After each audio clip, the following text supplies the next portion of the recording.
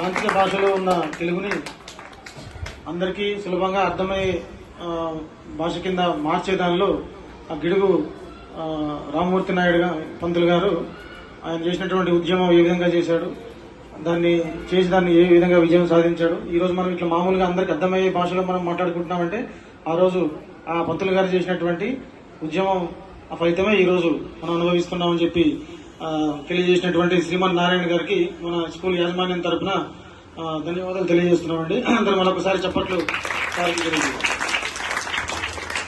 అట్లాగే ఇప్పుడు మరొక నాయకులు జి యాదగిరిరావు గారు, స్ఫూర్తి గ్రూప్ నాయకులు, అట్లాగే ఈసీఐఎల్ ఉంది కదా, Electronics Corporation of India Limited, ఈసీఐఎల్లో కార్మిక నాయకుడిగా సుమారు 40-45 సంవత్సరాలు 50 సంవత్సరాలు కార్మికుల సమస్యల కోసం పనిచేసినటువంటి వ్యక్తి ఇంకా పనిచేస్తున్నారు. జి యాదగిరిరావు గారిని మాట్లాడాల్సిందిగా కోరుతున్నాం.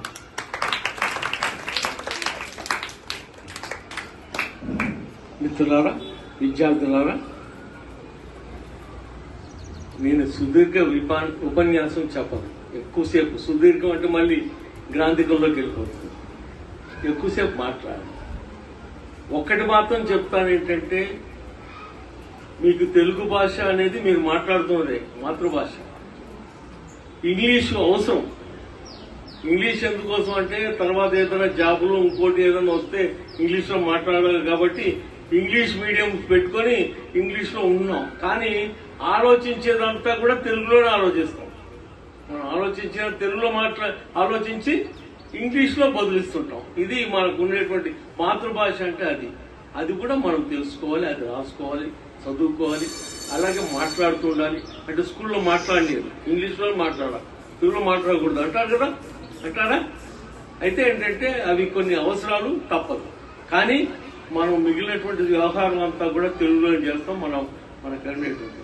అయితే గిడుగు రామ్మూర్తి పంతులు గారి కన్నా ముందుగా కూడా వ్యవహారిక భాషలో ఉండేది. వ్యవహారిక భాష అంటే మనం నిజంగా వాడుకునేటువంటి భాషలో కూడా రచనలు ఉన్నాయి.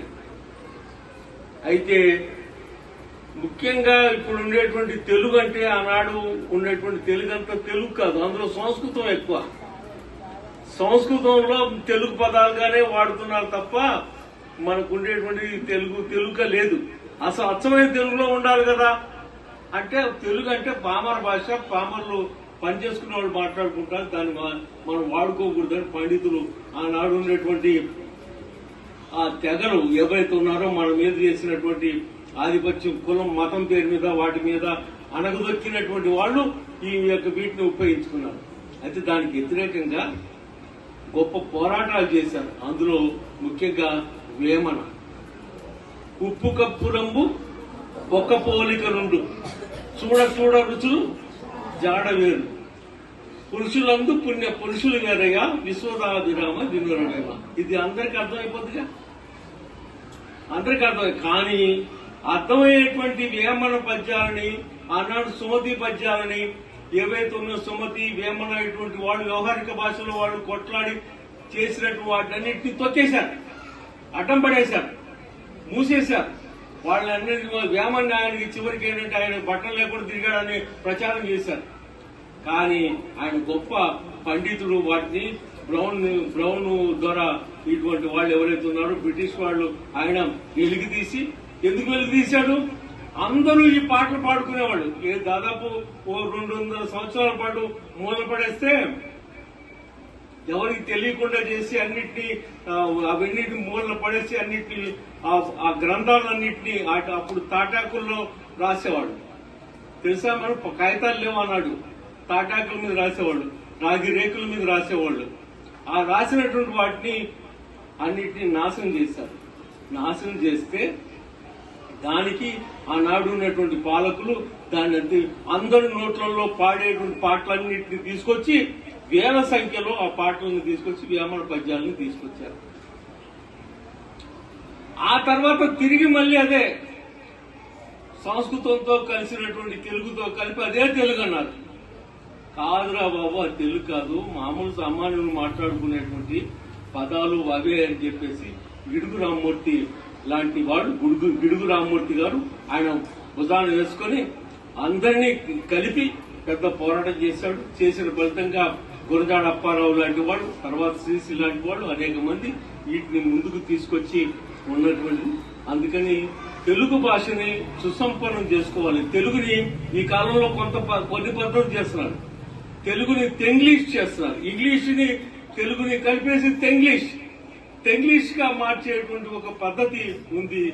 అయితే ఏంటంటే దేశ భాషలందు తెలుగు లెస్స అని కర్ణాటక రాజు కృష్ణదేవరాయలు ఆయన తెలుగు భాషని ప్రాముఖ్యతను ఆయన చెప్పినటువంటి సుసంపన్నమైనటువంటి పద్ధతి ఉంది.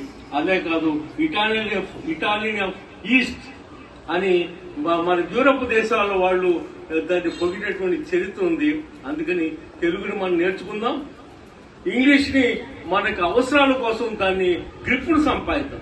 దాని మీద ఇంగ్లీష్ మీద పట్టు సంపాదించాలి. తెలుగులో వ్యవహారం చేయాలి. అలాగా ఇంగ్లీష్ పట్టు సాధించడం ద్వారా ఎక్కడికి పోయినా సరే, విదేశాలకు ఎక్కడికైనా పోయినా, వేరే వాళ్ళతో మాట్లాడినా, అధికారులతో మాట్లాడినా అది అవసరం కాబట్టి అది చేయండి. అలాగే తెలుగుని సుసంపన్నం చేయండి. తెలుగుని ముఖ్యంగా వ్యవహారిక భాషని వ్యవహరించినటువంటి గిడుగు రామ్మూర్తి గారి యొక్క ఆశయాన్ని ముందుకు తీసుకెళ్తామని చెప్పి తెలియజేస్తూ నాకు అవకాశం ఇచ్చినందుకు ధన్యవాదాలు. Thank you.